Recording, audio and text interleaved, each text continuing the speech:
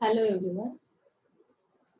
आज आपण principle of management या लेक्चरमध्ये लेवल्स ऑफ मॅनेजमेंट पर्यंत आलो. आपण कॅरेक्टरिस्टिक स्टडी केलेत मागच्या लेक्चरला.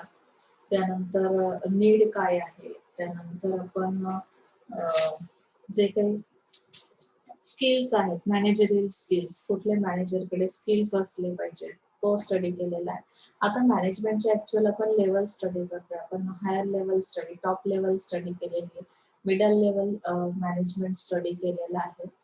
तर आता आपल्याला लोअर लेवल मॅनेजमेंटचा ऍक्च्युअली काय रोल आहे तो पण स्टडी आज करणार आहोत. यामध्ये खूप सिंपल आणि साध्या लँग्वेज मध्ये तुम्हाला एक्सप्लेन करण्याचा प्रयत्न केलाय. बघा, लोअर लेवल मध्ये आपण डायग्राम मध्ये मी तुम्हाला सांगितलं की सुपरवायझरी जी काही पोस्ट आहे, सुपरवायझर्स हा जो काही तुम्ही आतापर्यंत स्टडी केलेला पार्ट आहे, तर सुपरवायझरी पोस्ट किंवा ऑपरेशन त्यांचे कशा पद्धतीचे असते, तर त्यामध्ये फोरमन आहे किंवा सेक्शन ऑफिसर आहे. तिथे तुम्ही बघू शकता it consist such individuals as the supervisors, foremen, section officers, superintendent, etc. First line managers are straightforwardly accountable for the production of goods and services. म्हणजे हे जे कोणी पर्सन आहे जे अपॉइंट केलेले लोअर लेवलला, तर मग त्यामध्ये फोरमन असतील किंवा सुपरवायझर्स असतील, तर ह्यांचा रोल काय सांगतो की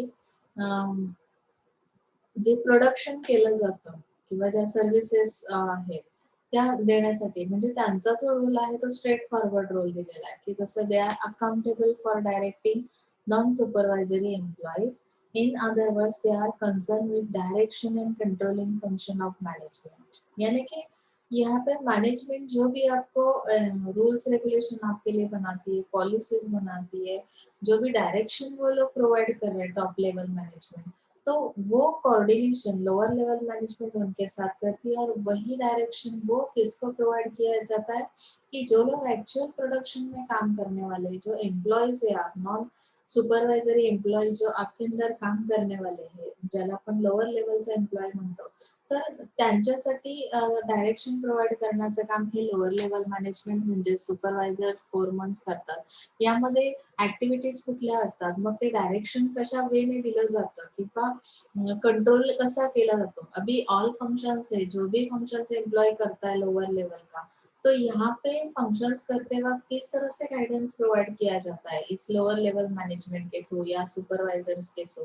तो हम लोग देख सकते हैं यहाँ पे पॉइंट्स दिए, handing over of jobs and task to various workers, यानी कि जॉब हैंड ओवर करना, guiding and instructing workers for day to day activities, यानी कि जैसे आप लोग हर रोज काम पे आते हो, एम्प्लॉय जब आएगा तो उनके लिए कुछ इंस्ट्रक्शंस रहेंगे कि किस तरह से काम स्टार्ट, फंक्शन किस तरह से कंप्लीट करना है, जो भी फंक्शन आप करने वाले हो उसमें अप टू डेट होना बहुत जरूरी है. Accountable for the quality as well as quantity of production, यानी कि आपको क्वालिटी पे भी ध्यान देना है और क्वांटिटी ऑफ प्रोडक्शन भी करना है. ऐसा नहीं कि आप क्वालिटी प्रोवाइड कर रहे हो तो दिन में आपने एक ही प्रोडक्ट का प्रोडक्शन किया, तो ये भी सफिशिएंट नहीं है. तो आपको क्वालिटी और क्वांटिटी दोनों का बैलेंस किस तरह से करना है, ये भी डायरेक्शन प्रोवाइड की जाती है लोअर लेवल मैनेजमेंट के थ्रू आपके लिए. जो लोअर लेवल का एम्प्लॉय उनके लिए responsible for maintaining cordial relation in the organisation, यानी कि रिलेशनशिप, ये जो पार्ट है बहुत बहुत इम्पोर्टेंट है कि अगर ऑर्गेनाइजेशन को ग्रोथ स्टेज पे जाना है, क्वालिटी प्रोवाइड करनी है प्रोडक्शन में, क्वांटिटी प्रोडक्शन करना है, मतलब कि मास क्वांटिटी में प्रोडक्शन करना है, तो यहाँ पे आपकी एक रिस्पॉन्सिबिलिटी बनती है कि जो लोअर लेवल पे काम करने वाले पर्सन है तो उनके बीच एक रिलेशन बनाना. विदाउट रिलेशन कोई भी चीज सक्सेसफुली हम कंप्लीट नहीं कर सकते. अगर पॉजिटिव रिलेशनशिप आपके बीच है तो वो मेंटेन रखना.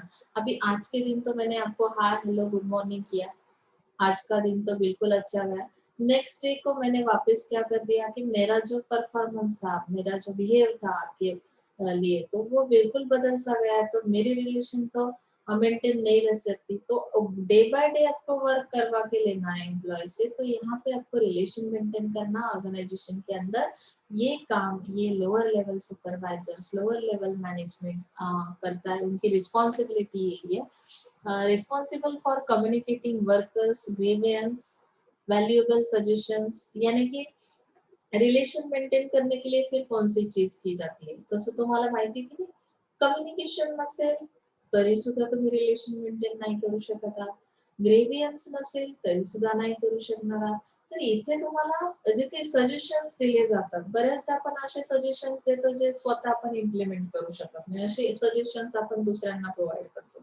अगर आप सुपरवाइजर हो और आपकी कैपेसिटी 8 आवर्स काम करने के बाद नहीं रहती, या 8 आवर्स में आप मैक्सिमम कितना आउटपुट दे सकते हैं, कितना काम कर सकते हैं, ये अगर आपको पता है, तो आप अपने एम्प्लॉय के लिए अगर 12 आवर्स से भी ज्यादा ड्यूटी क्या कर रहे हो, दे रहे हो और उससे आप काम करवा रहे हो, तो ये पॉसिबल नहीं है। आपका जो सजेशन है एक्चुअल में प्रैक्टिकल में वो इम्प्लीमेंट नहीं कर सकता। तो यहाँ पे आपकी रिस्पॉन्सिबिलिटी क्या है कि you have to communicate work with workers and then give suggestions, valuable suggestions to the higher level and goals and objectives set by higher level to the workers.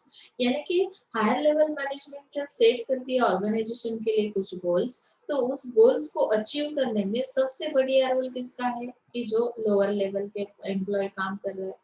अगर उन्होंने काम ही नहीं किया, आपने वहां पे तो सब पॉलिसी स्ट्रेटेजी डिसाइड करके रखे, लेकिन एक्चुअली जो प्लान इम्प्लीमेंट करने वाला आपका एम्प्लॉय है, उनके साथ आपके रिलेशन अच्छे नहीं रहे, उनके लिए आपने कुछ सजेशंस नहीं प्रोवाइड किए, तो आपके गोल्स अचीव करना बिल्कुल कठिन हो जाएगा, बिल्कुल डिफिकल्ट है। तो यहाँ पे आपको क्या करना है, ये आपकी रिस्पॉन्सिबिलिटी है कि आप कम्युनिकेट करो वर्कर के साथ और उनसे रिलेशन बनाओ। रिलेशन के थ्रू हम रिलेशन को मेंटेन भी करेंगे और सजेशंस भी देंगे ताकि हमारे गोल्स हम अचीव कर सके। They help to solve the complaints of the member of staffs. अभी आप लोग बोलोगे कि मैडम इसकी जरूरत है, ऑब्वियसली है। अगर आप किसी एक ऑर्गेनाइजेशन में काम कर रहे हो, आप वहाँ के एम्प्लॉय हो, तो आपके कुछ परसेप्शंस भी है या एक्सपेक्टेशंस भी रहते हैं। जैसे कि हम लोग बोलते हैं ना कि कुछ कंप्लेंट्स रहते हैं। कंप्लेंट्स यानी कि क्या, कि कभी-कभी काम के अंदर आपको कुछ डिफिकल्टीज आते हैं, आपके लिए safety codes sorry safety heads provide नहीं किए जाते, जिसकी वजह से एक्सीडेंट होने के चांसेस बढ़ते हैं या आपकी हेल्थ के लिए वो हार्मफुल है। तो ऐसे हालात में इस कंप्लेंट को हम निग्लेक्ट नहीं कर सकते। लोअर लेवल मैनेजमेंट जो है यानी सुपरवाइजर्स जो है, वो ओनली आपको गाइडेंस करने के लिए या कुछ जो बोलते हैं ना सजेशंस देने के लिए नहीं है। तो आपके जो भी प्रॉब्लम्स है उसे भी आपको सॉल्व करना है। एम्प्लॉय की प्रॉब्लम अगर स्टाफ के प्रॉब्लम आप सॉल्व नहीं कर रहे हो, तो ऐसे हालात में भी आपके रिलेशन मेंटेन नहीं रह सकते और आपको जो आउटपुट चाहिए वो एम्प्लॉय नहीं दे सकता। तो ये रिस्पॉन्सिबिलिटी भी है। They supervise and guide the subordinates. They are responsible for providing training to the workers to get the work done on time, and periodical reports about the performance of the workers are prepared by them. म्हणजे काय की तुम्ही नक्की काय काम करताय, तुमचा performance as a worker म्हणून कसा आहे, लोअर लेवल मॅनेजमेंट त्याचं रिपोर्टिंग करेल, त्याचा रिपोर्ट्स पीरियोडिकल रिपोर्ट्स यानी कि एक टाइम पीरियड के बाद, एक फिक्स टाइम पीरियड के बाद आपके रिपोर्ट्स बनाए जाएंगे, जिसकी वजह से हम प्रॉपर इवैल्यूएशन कर सकते हैं कि एक्चुअली हार्ड वर्क करने वाला एम्प्लॉय कौन सा है। जैसे कि हम ऑर्गेनाइजेशन में या किसी और सेक्टर में भी देखते हैं ना कि आपको प्रमोशंस दिए जाते हैं, आप कितना आपका परफॉर्मेंस जिसका बेस्ट है, बेटर है, तो उसे कुछ बोनस दिया जाता है या प्रमोशंस प्रोवाइड किए जाते हैं। तो इसके लिए रिपोर्टिंग करना बहुत जरूरी है। कभी कभी ऐसा होता है कि 10 लोग जो काम पे है आज के लिए, तो 10 में से ओनली 2% आर ऍक्टिव्ह, म्हणजे काय की तिथे 2च लोक फक्त काम करतायत, बाकीचे लोकांनी तेवढा परफॉर्मन्स दिलेला नाहीये। वन डे मध्ये तुम्हाला जेवढं एक्सपेक्टेड प्रोडक्शन अपेक्षित आहे तेवढं जर होत नसेल, तेवढं वर्क तुम्ही करत नसाल, तर मग तुम्हाला प्रमोशन बोनस देण्यात अर्थ नाही। बाकीचे रिमेनिंग 8 जे पर्सन आहेत त्यांच्यासोबतच जर तुम्ही ह्या 2 लोकांना कन्सिडर केलं, तर त्यांना मोटिवेशन मिळणार नाही। आपको क्या करना है यहाँ पे, जो लोग अच्छा परफॉर्मेंस दे रहे हैं, अगर आपके रिपोर्ट के अंदर दिखाई दे रहा है कि every day only 2% are active, then you have to त्याला आपण म्हणू शकतो की तुम्ही त्यांना काय करू शकता की मोटिवेट करू शकता. You have to motivate them. मग मोटिवेशन कशामुळे दिले जाईल, you have to provide incentive for them. म्हणजे तुम्हाला इथे इन्सेंटिव्ह प्रोव्हाइड करावे लागतील त्यांना, आणि ते इन्सेंटिव्ह मग कुठल्या ना कुठल्या स्वरूपात असतील। तो यहाँ पे पीरियोडिकल रिपोर्ट्स का इम्पोर्टेंस क्या है ये आपको समझ में आएगा। Make sure that discipline prevail in the enterprise, यानी कि यहाँ पे डिसिप्लिन मेंटेन करना भी बहुत जरूरी है। दे एनकरेज वर्कर्स, अगर डिसिप्लिन खुद मैनेजमेंट ही फॉलो नहीं कर रहा है तो फिर वर्कर्स भी नहीं फॉलो करेंगे। ओके ना? तो यहाँ पे ये हर चीज के ऊपर ध्यान रखने के लिए ये लोअर लेवल मैनेजमेंट काम करती है।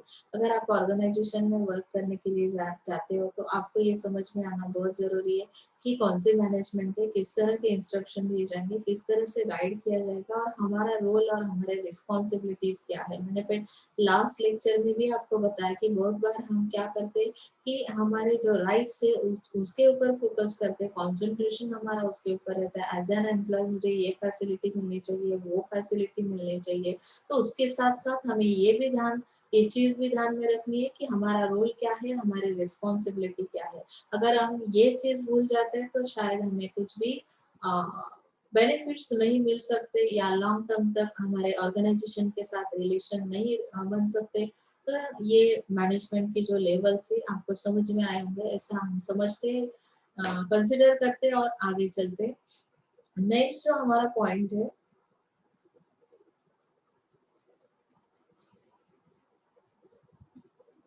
एज पर सिलेबस हम पॉइंट्स ले रहे हैं, आप लोग हर रोज ऐसे नोट डाउन करके रखिए ताकि आपको कोई दिक्कत ना हो। अभी हम मैनेजरियल स्किल्स स्टडी कर चुके हैं, अभी हमें मैनेजरियल रोल्स स्टडी करने हैं। हेनरी मिन्सबर्ग इनका नाम है, जिनकी आप पिक्चर यहाँ पे देख रहे हो।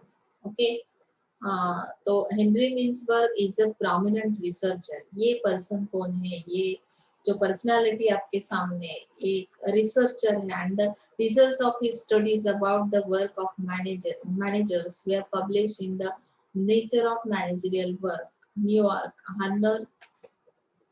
Harper and Row, 1973। इनका इंट्रोडक्शन दिया है, प्रोफाइल दिया है कि इन्होंने किस चीज पे काम किया है। यांनी वर्क ऑफ मॅनेजर्स म्हणजे मॅनेजर्सवर एक त्यांनी स्टडी केला, रिसर्च केला आणि त्यांचं जे काही नेचर ऑफ मॅनेजरियल वर्क हे जे काही बुक आहे, म्हणजे त्यांनी त्यामध्ये काय मेन्शन केलं, the term management roles refers to particular categories of managerial behaviour, म्हणजे मॅनेजरचं बिहेवियर कसं आहे। तर मग त्यांनी मीन्सवर concluded that what managers do can be best describe by studying 10 different and interrelated roles group around interpersonal roles and last but not least decision making roles। यानी कि मैनेजर्स जो भी वर्क करेगा, यहाँ पे मैनेजर्स का रोल क्या है, इंटरपर्सनल रोल्स क्या है, इंफॉर्मेशनल रोल्स क्या है। आप यहाँ पे देख सकते हैं the 10 roles are divided into 3 categories. Managers की जो 10 रोल्स उन्होंने एक्सप्लेन किए हैं, हेनरी मिन्सबर्ग जो है रिसर्चर है, तो यहाँ पे उन्होंने उसे 3 कैटेगरीज में डिवाइड किया, interpersonal, informational and decisional. Okay, तो यहाँ पे रोल्स को किस तरह से उन्होंने डिवाइड किया है कैटेगरीज में, देख सकते हैं आप। Leader, figurehead, liaison, monitor, disseminator, spokesperson, entrepreneur, negotiator, resource allocator and disturbance handler. तो अभी ये डायग्राम नहीं निकाले तो भी चलता है, अगर आप अभी तो आपके एग्जाम कुछ अलग तरीके से हो रहे हैं, ऑनलाइन है तो यहाँ पे डायग्राम आप देख सकते हैं डिवाइडेशन। तो अभी हम डिस्क्रिप्शन देखते हैं हर एक रोल का। इंटरपर्सनल रोल जो यहाँ पे फर्स्टली एक्सप्लेन किया हेनरी मिन्सबर्ग ने, तो एक्चुअली एज अ मैनेजर आप लोग क्या काम कर सकते हो, आपका रोल क्या रहेगा। तो मैनेजर के रोल भी पता होना जरूरी है। मैंने जैसे बताया ना, रोल एंड रिस्पॉन्सिबिलिटीज के बारे में नॉलेज होना बहुत जरूरी है। तो यहाँ पे लीडर है आप, रोल आपका क्या है, लीडर है। As the name indicates it involves people and other traditional duties. And description में बताया, in charge for staffing, training and associated duties. Managerial roles के अंदर इंटरपर्सनल रोल हम लोग देख रहे हैं, तो यहाँ पे इंचार्ज फॉर स्टफिंग, आप किसके इंचार्ज हो, stuffing, right person goes for right job, यानी कि अपॉइंटमेंट जो दिए जाते हैं इस लीडर के अंदर दिए जाएंगे, वो ट्रेनिंग भी प्रोवाइड करेंगे, आपको ड्यूटीज अलोकेट किए जाएंगे, carrying out all the activities along with the subordinates. Okay, next page पे जाते हैं हम लोग। फिगर हेड, फिगर हेड के अंदर क्या दिया है उन्होंने, the figurative head of the organization welcoming visitors, signing legal documents. Interpersonal role के अंदर क्या आता है, तो अभी यहाँ पे आप अगर हेड ऑफ द ऑर्गेनाइजेशन हो तो आपका काम क्या है, एग्जाम्पल में उन्होंने मेंशन किया वेलकमिंग विजिटर्स, जो भी बाहर के विजिटर्स आते हैं विजिट देने के लिए ऑर्गेनाइजेशन के अंदर उनको वेलकम करना, और साइनिंग लीगल डॉक्यूमेंट्स पे साइन करना, ये भी आपका एक रोल रहेगा एज एन लीडर। लाइसेंस के अंदर उन्होंने बताया maintain self develop set of connections of outside contacts and informers who provide favors and information. For example, mail acknowledgement, handling all correspondence and doing all the activities that involve outsiders. जैसे कि मैंने बताया पहले ही कि figure head के अंदर जैसे वो वेलकम कर रहे हैं विजिटर्स को, तो यहाँ पे आपका लाइसेंस के अंदर क्या रोल है, तो आपको क्या करना है कि आउटसाइडर्स के साथ रिलेशन मेंटेन करना है। आउटसाइडर्स के साथ जो भी कम्युनिकेट किया जाएगा तो आपको मेल के थ्रू किया जाएगा, और वो मेल करना ये भी आपका रोल है। तो यहाँ पे आपको समझ में आया होगा कि इंटरपर्सनल रोल के अंदर एज एन लीडर मैनेजर्स किस तरह से काम करते हैं। ओके, नेक्स्ट आपका है इंफॉर्मेशनल रोल्स।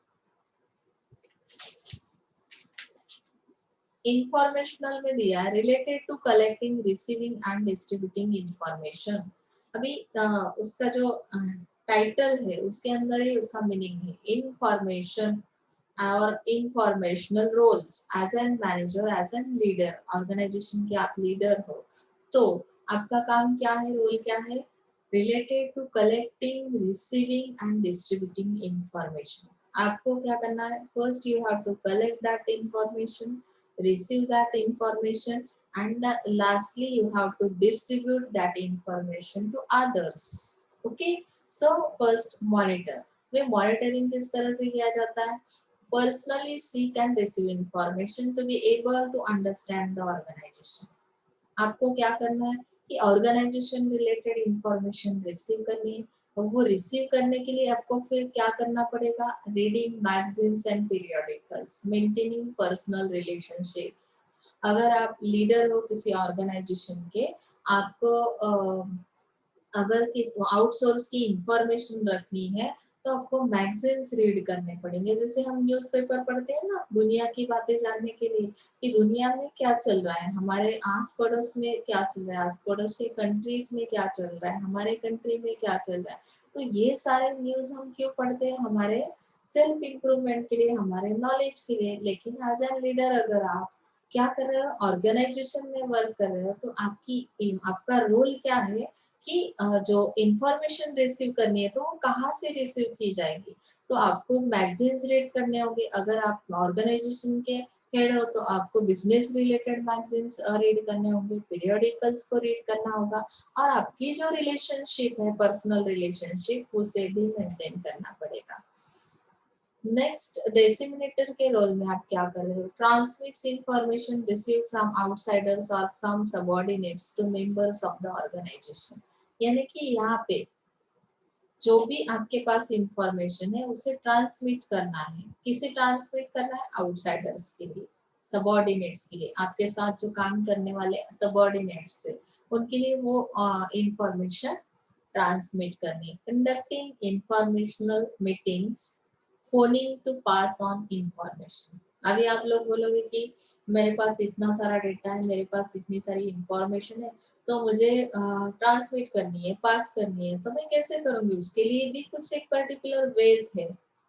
जसं आपण म्हणतो की नाही, तुमच्याकडे काही न्यूज असेल तर तुम्ही दुसऱ्याच्या कानात जाऊन सांगता, मी फक्त तुलाच सांगते, बाकी कोणाला सांगू नकोस, असं करत करत पूर्ण क्लासमध्ये न्यूज स्प्रेड होते। तर अशा पद्धतीने आपण न्यूज स्प्रेड करणार नाही आहोत, तुमच्याकडची इन्फॉर्मेशन तुम्ही अशा पद्धतीने पास करणार नाही आहात, मग कशी करणार आहात, तर ते ट्रान्समिशन करण्यासाठी काही इन्फॉर्मेशनल मीटिंग्स अरेंज केल्या जातील, आणि त्या पद्धतीने किंवा फोन कॉल्सच्या थ्रू ती इन्फॉर्मेशन पास केली जाईल, सबऑर्डिनेट्स असतील किंवा तुमचे आउटसाइडर्स असतील। जर सपोज तुमचे सबऑर्डिनेट्स आहेत तर ऍट ए टाइम ती इन्फॉर्मेशन तुम्हाला पास करायची असेल तर मीटिंग्स घेतल्या जातील, आउटसाइडर्सला फोन कॉल्स केले जातील। अशा पद्धतीने as an manager, as an leader तुमचा इथे रोल असेल। स्पोक्स पर्सन हा एक तुमचा रोल आहे. यामध्ये तुम्ही काय करताय? इन्फॉर्मेशनल रोल्स मध्येच हा आपण रोल बघतोय.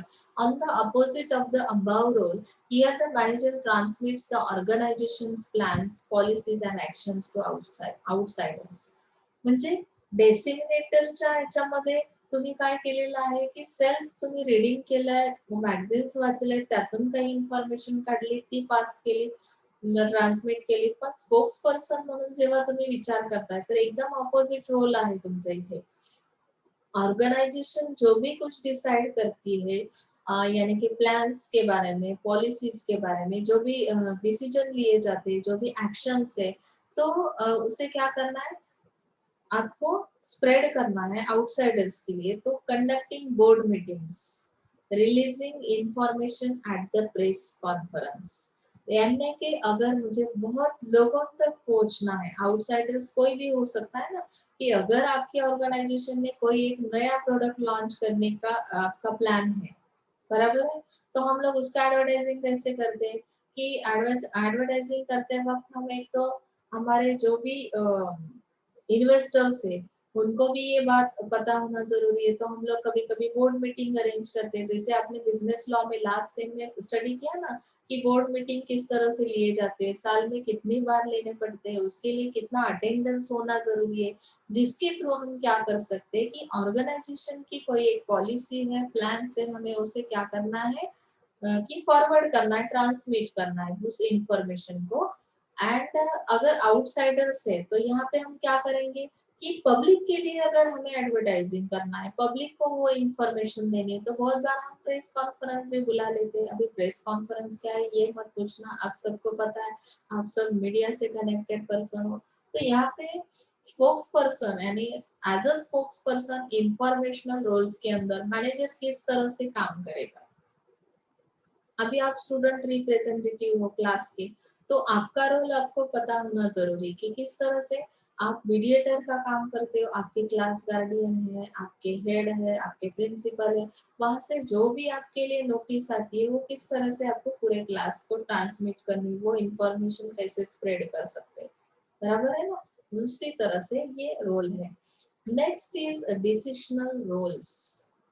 अभी यहाँ पे roles that rotate around making choices, किस तरह से काम किया जाएगा. डिसीजनल यानी यहाँ पे किस तरह से डिसीजन लिए जाएंगे. So try to find some opportunities. Basically, they search for change, take action to it, and take advantage of it. An example: we are organizing strategy and review sessions to build up new programs. Session को review किया, session का review किया जाता है. Organising strategy जो है इसमें कुछ चेंजेस लाए जाते हैं, यानी कि आप जो मैनेजर है, लीडर है, वो क्या करता है, हर बार कुछ ना कुछ नई अपॉर्चुनिटी फाइंड आउट करता है ऑर्गेनाइजेशन के लिए, और कुछ नया हम कर सकते हैं. इन्व्हेंशन जैसे बोलते हैं ना आप लोग, ज्याला आपण म्हणतो की नवीन काहीतरी हवंय त्यांना, ते सतत नवीन काहीतरी शोधण्याचा प्रयत्न करतात आणि ऍक्शन्स घेतल्या जातात त्या रिलेटेड, की त्या ऍक्शन्स अशा असतील की त्या ऑर्गनायझेशनच्या फेवर मध्ये असतील, त्यातून ऑर्गनायझेशनला ऍडव्हान्टेज मिळेल. मग अशा पद्धतीने ते एक नवीन प्रोग्राम बिल्डअप करण्याचा प्रयत्न करतात. जी रेग्युलर तुमची प्रोसेस आहे, मार्केटिंगची प्रोसेस आहे, सेलिंगची प्रोसेस आहे, त्यामध्ये आणखी ऍडिशनल आपण कस्टमर साठी काय देऊ शकतो. सपोज तुम्ही काय करताय, ट्रेडिशनल वेने मार्केटिंग करताय आजपर्यंत तुमची ऑर्गनायझेशन, मग तो ऍज अ लीडर म्हणून ऑर्गनायझेशनचा जो मॅनेजर आहे तो काय करेल की अपॉर्च्युनिटी फाइंड आउट करेल. सपोज तुम्हाला रुरल मार्केटिंग मध्ये जायचं आहे, रुरल मार्केटिंग मध्ये जाताना तुम्हाला रुरल मार्केटमध्ये स्कोप खूप असणार आहे. आतापर्यंत त्या कस्टमरला ज्या फॅसिलिटीज मिळालेल्या नाहीत त्या तुम्ही देऊ शकता का, तुमची ऑर्गनायझेशन देऊ शकते का. आणि मग तुम्ही सपोज होम डिलिव्हरी करता, रुरल मार्केटमध्ये पोहोचणं किंवा तिथे कस्टमरला सॅटिस्फाईड करणं, त्या कस्टमरला अट्रॅक्ट करणं, ही काय आहे तुमच्यासाठी अपॉर्च्युनिटी आहे. मोस्ट ऑफ द कस्टमर हा तुमचा रुरल एरियामध्ये असतो. हे मी जस्ट एक्झाम्पल सांगितलंय, यामध्ये तुम्ही आणखी दुसऱ्या अपॉर्च्युनिटीज पण फाइंड आउट करू शकता. म्हणजे सतत तुम्हाला नवीन काहीतरी अपेक्षित असतं as an manager, as an leader, तुम्ही ऑर्गनायझेशन साठी ते करण्याचा प्लॅन करता. ओके, निगोशिएटर मध्ये काय दिलंय बघा, accountable for representing the organization at major negotiations, यानी कि for example contract negotiation with trade union. Negotiation करना क्या है, तो निगोशिएशन करने का काम भी एज अ निगोशिएटर ये लीडर करता है कि जो भी आपके प्रॉब्लम्स है, जो भी मेजर इश्यूज रहते हैं कभी कभी, तो आपके जो यूनियंस रहते हैं, ट्रेड यूनियन रहती है, तो निगोशिएशन इनके थ्रू किया जाता है। कोई ना कोई मिडिल पर्सन होना चाहिए ना, ऑर्गेनाइजेशन डायरेक्टली तो उनका मैनेजमेंट तो वहां पे नहीं जाने वाला, हम लोग एक रिप्रेजेंटेटिव रखते हैं, तो as an representative, as an leader, उसका डिसिशनल रोल क्या है कि किस चीज में निगोशिएशन करना है। कभी कभी क्या किया जाता है की युनियन के थ्रू कभी कभी वो लोग, ज्याला आपण म्हणतो ना संप पुकारणे वगैरे असा भाग होतो, मग कशामुळे कामगार नाराज आहेत, मग त्यांना आपण कशा पद्धतीने निगोशिएशन करू शकतो, तर अशा सगळ्या रोल मध्ये तुम्ही काम करणार आहात। लास्ट नेक्स्ट थिंग दिली, मेक्स और approves all major decisions related to the allotment of resources. आता यामध्ये काय केलंय की जे मेन डिसिजन्स आहेत, रिसोर्स अलोकेटर म्हणून तुम्ही काय कराल की शेड्यूल्स तयार केले जातील, प्रिपेअरिंग शेड्यूल, ऑथरायझेशन रिक्वेस्ट, म्हणजे ज्या रिक्वेस्ट येत आहेत त्याच्यावर विचार केला जातो, त्यानंतर तुम्हाला शेड्यूल नवीन चेंज करावे लागतात, प्रिपेअर करावे लागतात, म्हणजे तुम्ही काय करता की रिसोर्सेस जे आहेत ते अलोकेट केले जातात, म्हणजे कोणासाठी असतील की अप्रुव्हल तुमच्याकडे जे जे काही येतात किंवा तुम्ही तुमच्याकडे ज्या रिक्वायरमेंट येतात त्याच्यावर तुम्ही ऍज अ लीडर विचार कराल आणि ते रिसोर्सेस अलोकेट करण्याचा प्रयत्न कराल। मग त्या रिक्वायरमेंट आउटसोर्स कडून असतील, पब्लिक मधून असतील, तुमच्या स्टाफ कडून असतील, मग ऍज अ मॅनेजर तुमचा रोल काय आहे। बऱ्याचदा तुम्ही काय करता, तुम्ही काही डिमांड केली, सपोज तुम्ही, मी ऍज अ टीचर लीडर आहे, लीडरच्या रोल मध्ये आहे, तुम्ही माझ्याकडे काही गोष्टी नोट्स मागितल्या, तर माझा रोल काय आहे की मग मी शेड्यूल तयार करेन। तुम्हाला एखादा लेक्चर हवाय माझा, त्यामध्ये तुम्हाला आणखी डीप नॉलेज अपेक्षित आहे, तर मला शेड्यूल बनवावं लागेल, डेली शेड्यूल मधून मला वेगळं शेड्यूल तयार करावं लागेल आणि तुमची ती जी काही डिमांड आहे, रिक्वायरमेंट्स आहेत, त्या मला कम्प्लीट करण्याचा प्रयत्न करावा लागेल। म्हणजे इथे मी काय करेन की रिसोर्सेस तुम्हाला अलोकेट करून देईन ऍज अ लीडर म्हणून। Okay, disturbance handler responsible for corrective action when the organization faces unpredicted disturbances। आता करेक्टिव्ह ऍक्शन्स घेणं हे कसं जमणार आहे, तुम्ही जर डिसिजनल रोल्स मध्ये काम करताय तर डिसिजन घेणं हा एक तुमचा रोल आहे आणि हे सगळ्यांना जमत नाही। तुम्ही पुढे जाऊन जेव्हा आपण हा प्रिन्सिपल ऑफ मॅनेजमेंट स्टडी करणार आहोत त्यामध्ये तुमच्या लक्षात येईल की डिसिजन घेणं हे सगळ्यांसाठी शक्य होत नाही किंवा ते कसे घेतले पाहिजेत। आता करेक्टिव्ह ऍक्शन्स घेण्यासाठी तुम्ही रिस्पॉन्सिबल आहात की अनप्रेडिक्टेड डिस्टर्बन्सेस, कधी कधी अचानक काही अपघात घडतात ऑर्गनायझेशन मध्ये, कधी कधी आग लागली, कुठल्या एखाद्या डिपार्टमेंटला लागली, पूर्ण ऑर्गनायझेशन मध्ये काही प्रॉब्लेम आला, फायनान्शियल प्रॉब्लेम आला, तर अशा केसमध्ये तुम्हाला काही करेक्टिव्ह ऍक्शन्स घ्याव्या लागतील ज्यामुळे ऑर्गनायझेशनला सपोर्ट मिळेल, ऑर्गनायझेशन पुन्हा उभी राहू शकेल।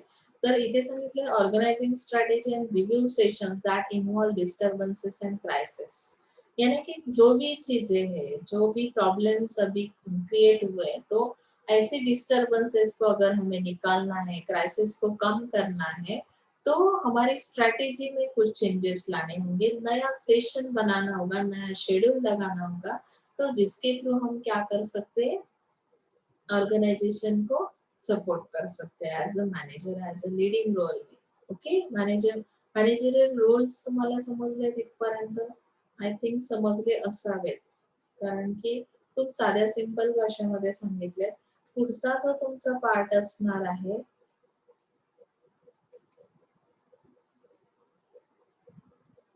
मॅनेजमेंट ॲज अन आर्ट वर शक्यतो तुम्ही नोट्स काढल्या तरी चालतील, तुम्हाला डायरेक्टली तो पॉइंट याच्यामध्ये दिलेला नाहीये सिलेबस मध्ये, आपण ऍज पर सिलेबस जे इंडेक्स मध्ये तुम्हाला पॉइंट्स दिलेले आहेत त्यानुसार तुम्ही नोट डाऊन करत जायचंय, त्यामुळे मी हा पार्ट तुम्हाला एक्सप्लेन नाही करणार आहे।